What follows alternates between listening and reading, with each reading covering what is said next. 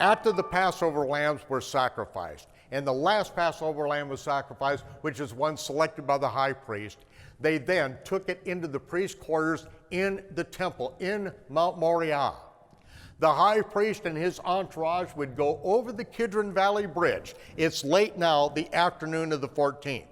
They would shock together 10 standing shocks of barley, 1 omer each, and then they would come back across the bridge. It's before sunset. It's still the day of preparation. The sun now sets. It is the 15th. It is the high Sabbath, and they eat the lamb with unleavened bread made from the barley of the previous year in bitter herbs, and that's what they do. They eat the lamb. Now, we go 1 day, 2 days, 3 days, whenever it is for the weekly Sabbath. In Yeshua's time, the crucifixion and the lambs being put in the oven, that happened on a Wednesday. That was the 14th in the afternoon. Now we go all the way to the weekly Sabbath, and the sun sets at the end of the weekly Sabbath. The high priest has been in seclusion in Mount Moriah the entire time. No one outside of the priesthood has been near him. He's been untouched by human hands. The high priest is in the heart of the earth of Mount Moriah.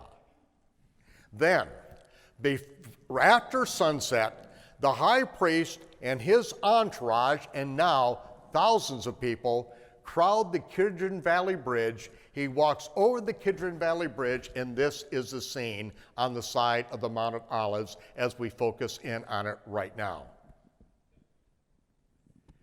The high priest shouts out, "Has the sun set?"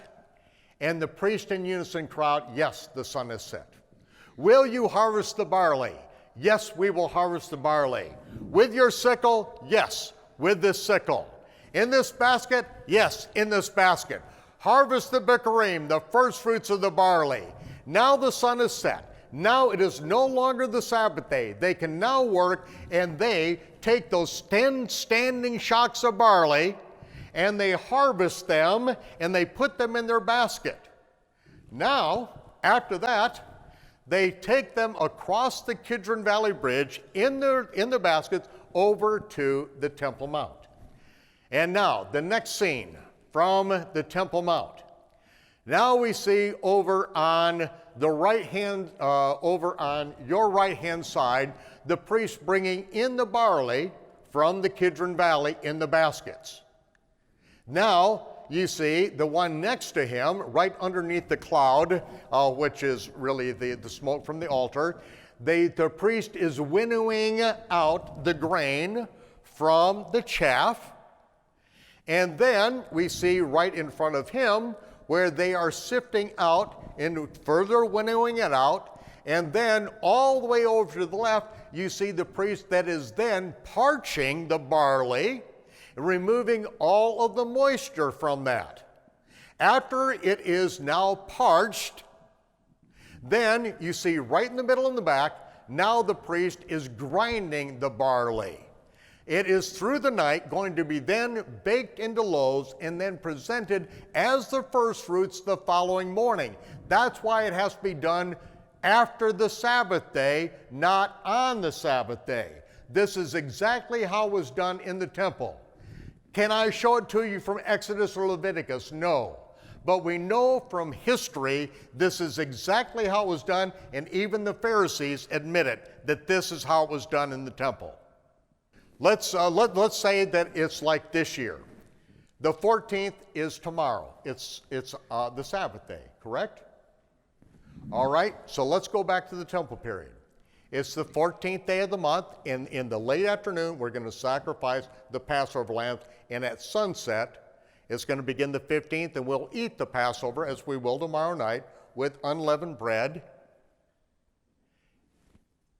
Now, when did the harvest of the barley take place? Where did all this rehearsal happen? It's impossible to do it now, because now what we have on the 14th day of the month, on the 14th day, the Passover lamb is sacrificed tomorrow afternoon. Then the priest will go over and just shock together 10 standing shocks of barley. And then when the sun set, it's the high Sabbath. See, now are we going to harvest, winnow, parch, grind, bake into loaves all night long? We're supposed to be eating the Passover lamb. It's going to happen all night long. We're not going to be working all night long for something that can transpire at the end of that week after the weekly Sabbath. Now, some would say, well, aren't we supposed to, during the Feast of Unleavened Bread, aren't we, we're not supposed to eat leaven with it?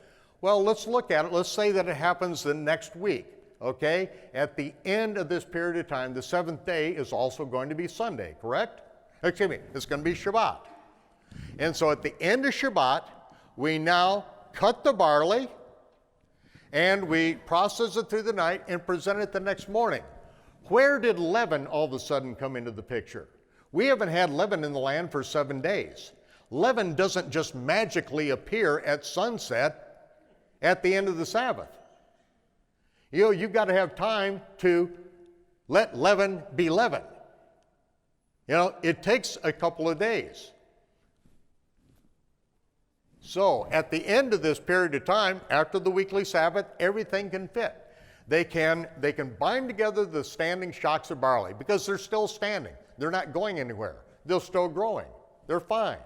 And then after the weekly Sabbath, during the feast, when the sun sets, now we can work and we can do this.